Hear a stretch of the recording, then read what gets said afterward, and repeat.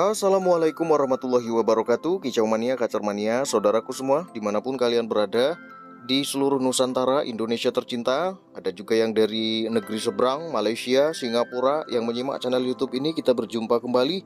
Pastikan kalian tetap selalu sehat, selalu ceria, selalu gembira, selalu semangat. Tentunya tidak kurang suatu apapun. Seperti biasanya kalian siapkan dulu rokok dan kopi kalian. Rokok dan kopi saya sudah siap semua. Yang ngeteh silahkan. Yang minum air putih saja juga silahkan, terserah kalian. Yang penting tidak memabukkan kalian semua. Oke? Pada kesempatan kali ini saya akan membahas satu pembahasan yang ditanyakan sama sahabat kita. Mudah-mudahan bisa bermanfaat untuk kita semua. Bisa kalian ambil ilmunya sebagai referensi. Kalau masuk akal sesuai logika menurut kalian ya ambil. Tapi kalau nggak masuk akal ya sudah, tinggalkan saja. Oke? Pertanyaan ini datang dari nama akunnya Amelia Series. Walah, Mbak Amel. Mbak Amel, apa kabarnya Mbak di sana Mbak?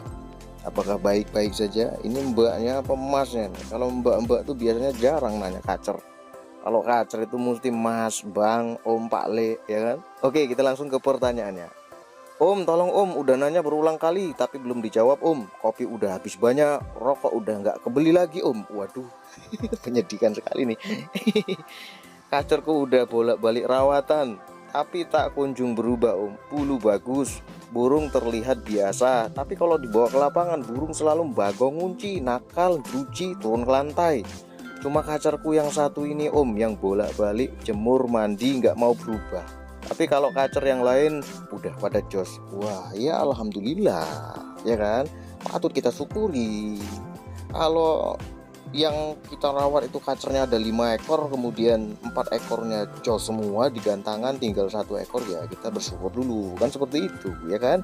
Kan enak melihara kacer 5 ekor, 4 bagus semua, jos semua. Ada orang itu melihara kacer 6, 7, 8 semua, nggak ada yang bener. Iya kan, banyak kan yang seperti itu. Kenapa bisa seperti itu? Karena nggak nyimak DR kacernya. Nah ini, coba kalau dia nyimak ya dapat pemahaman, ya kan. Terkadang kita itu cuma cari solusi, nanti nanya om gimana solusinya. Ya enak kalau solusinya yang kita berikan itu pas. Yang memberikan solusi nggak lihat kacernya, ya kan, kondisi cuaca gimana, kondisi tempat tinggalnya seperti apa, ngasih solusi. Enak kalau tepat, kalau nggak tepat ya tambah hancur kacernya. Mau nyalain siapa coba, ya kan? Kita yang bertanya kan seperti itu, ya kan.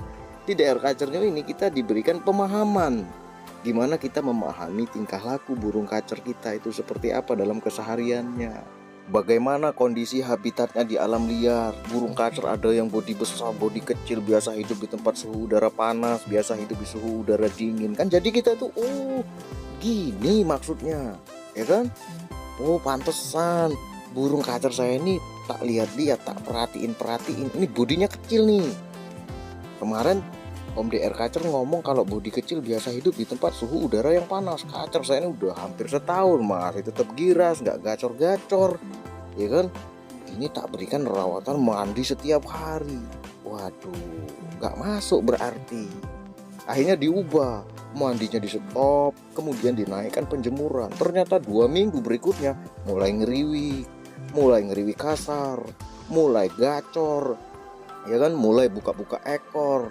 Ketika diusir-usir, hush, kerak, langsung buka ekor, main materian.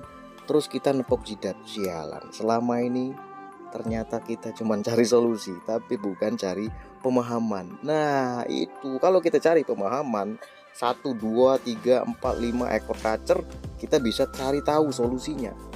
Tapi kalau kita cari solusi 5 ekor kacer, ya kan, solusinya akan berbeda-beda. Kan seperti itu, nyambung kan? Oke, kita langsung jawab pertanyaan yang tadi. Burung kacer sudah dibolak-balik rawatan 1 arah, rawatan 5 arah, 10 arah, semua sudah diberikan. Penjemuran saja, pemandian saja, jor ekstra puding, minim ekstra puding, nol ekstra puding, semua sudah diberikan. Tapi tetap tidak ada perubahan sama sekali. Dibawa ke lapangan bagong kunci, nakal, jeruji, turun ke lantai, pokoknya semua sudah diberikan. Tapi nggak kelar-kelar nih burung, masih tetap hancur. Kenapa bisa seperti itu? Penyebab yang pertama adalah, ini kan dia ngomong kalau bulunya bagus, ya kan? Nah, bulunya bagus nih. tapi nggak berubah-ubah, dirawat bagaimanapun tetap nggak berubah-ubah. Burung kacer yang seperti ini rata-rata dia over protein. Protein itu sudah kelewatan di dalam tubuhnya, udah parah di dalam tubuhnya. Nah ini terkadang kita nggak sadar kan, ekstra puding itu terkadang ada yang merusak burung kacer kita. Namanya burung di dalam sangkar dengan ukuran yang kecil, bisa kita ukur pakai mistar masing-masing. Diberikan kadar protein sampai 20%, ya kan, 18%, ada yang sampai 50%. Kemudian ditambah lagi dengan ekstra puding yang banyak. Ditambah lagi dengan perlakuan kita yang tidak sesuai antara asupan dan aktivitas dalam keseharian, penjemuran kurang, pengumbaran kurang, ya kan, artinya aktivitas fisik dia itu kurang. Ya sama seperti kita di dalam satu ruangan, dalam satu kamar dikasih makan yang enak-enak terus, ya kulit kita tambah bagus, ya kan, jarang terkena sinar matahari, makan dengan protein yang tinggi, ya kan, lemaknya juga tinggi, badan kita tuh semakin bagus sekali. Wih, kulit kita itu cerah, namanya jarang beraktivitas, enak kan, tapi di dalamnya nggak sehat. Ternyata kelebihan protein yang sudah over. Kalau protein ini sudah over, maka nggak ada jalan keluar kecuali dua. Yang pertama mabung, yang kedua lepasin. Loh kok bisa lepasin Om? Nanti saya jelaskan, nanti ada ceritanya. Yang pertama dia itu harus mabung.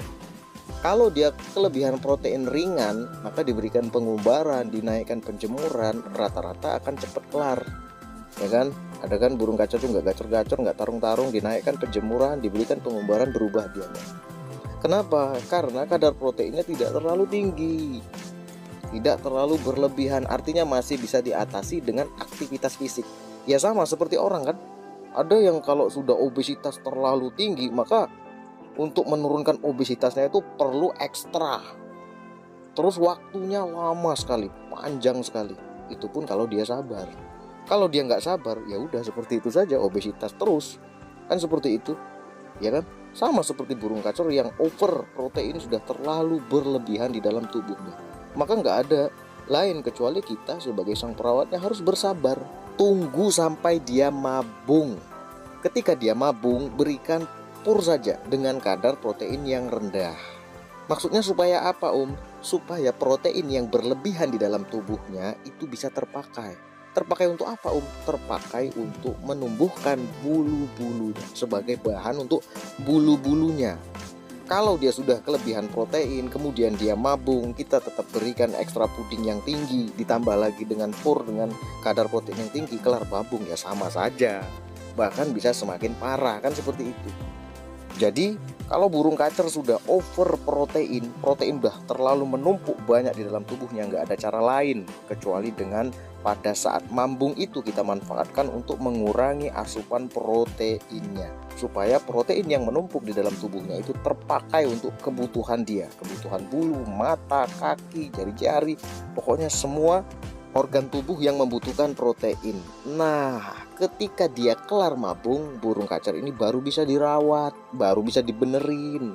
Tapi kalau dia masih over protein di dalam tubuhnya, masih menumpuk, maka nggak ada cara lain kecuali kita memanfaatkan momen pada saat dia itu mabung. Baru kita bisa berikan rawatan untuk memperbaiki dia, kan seperti itu. Kemudian langkah yang kedua, lepasin tuh kacer. Loh kok Om dilepasin Om? Ya tunggu, saya jelasin, nanti kalian tangkep apa maksudnya. Dulu saya pernah merawat burung kacer yang seperti ini. Ini nggak bisa dibolak-balik, rawatan tetap seperti itu saja, nggak ada perubahan, masih nakal, bagong ngunci, pokoknya bener-bener nih burung kacer, bandel, nggak sembuh-sembuh sama sekali. Dia apa-apain sudah, rawatan satu arah sudah, semua pokoknya sudah. Suatu ketika burung kacer ini sangkarnya itu saya lupa saya nutupnya. Kemudian dia terbang. Cuaca itu masih terik sekali, kira-kira itu jam 1 siangan, panas sekali. Burungnya jinak, dia terbang dari genteng tetangga ke genteng tetangganya lagi, kemudian ke atas pohon, ke kabel listrik, pokoknya dia terbang bolak-balik jauh sekali. Saya udah, ya sudah, berarti bukan rezeki saya kan, saya udah mikirnya seperti itu. Wah udah biarin aja lah, burung juga udah dibolak-balik rawatan, sialan, bikin pusing kepala saya aja. Kemudian selama 3 hari dia ini ya namanya burung lepas, ya kan, nggak pulang lah. Artinya dia itu terbang ke sana kemari, besoknya lagi dia terbang ke sana kemari, kemudian makan tentu nggak dapat makan, ya kan, entah dia makan apa.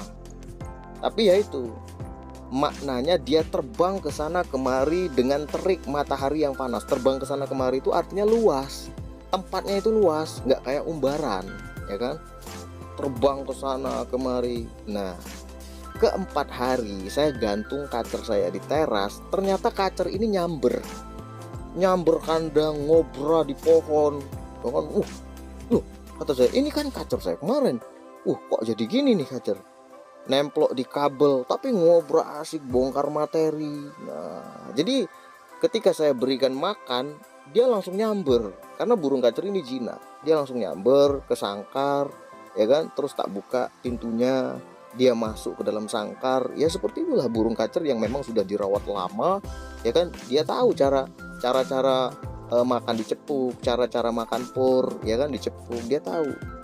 Masuklah burung kacer ini ke dalam sangkarnya. Wah, kata saya, ini rezeki saya. Tapi yang hebatnya, burung kacer ini berubah 100% dari yang saya rawat. Nah, itu langsung saya pelajari, kok bisa burung kacernya bisa tarung, dibawa tren latihan, ya kan, dibawa latberan juga bisa tarung nih kacer. Berubah 180 derajat. Artinya apa?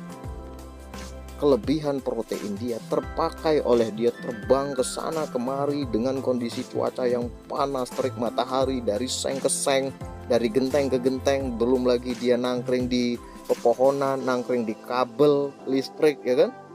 Artinya apa? Burung kacer yang kelebihan atau over protein itu perlakuannya ya harus agak sedikit ekstrim. Kalau umbaran ya yang luas umbarannya, kan seperti itu, ya kan. Jadi itu bisa kalian tangkap. Oh, begini caranya. Ternyata protein itu bisa diolah ketika dia terbang jauh, bebas, ya kan, ke sana kemari. Tapi bukan berarti burung kacer kalian harus diterbangkan, jangan, nanti nggak pulang nyalain saya. Jangan, itu cuma contoh saja, pemahaman saja, ya kan, menambah pemahaman wawasan kita saja. Nggak perlu juga dilepaskan, bahaya nanti terbang atau ditangkap kucing, ya bahaya. Kan seperti itu, ya kan. Artinya apa? Ketika dia terbang ke sana kemari, itu kadar protein yang berlebihan di dalam tubuhnya terpakai. Ketika itu sudah berkurang, kembali fighternya, kembali tarungnya, dan dia bisa konslet, bisa on, ya kan, bisa membongkar materi. Kira-kira seperti itu. Oke, silakan kalian pahami, silakan kalian cerna. Semoga info ini bermanfaat. Wassalamualaikum warahmatullahi wabarakatuh.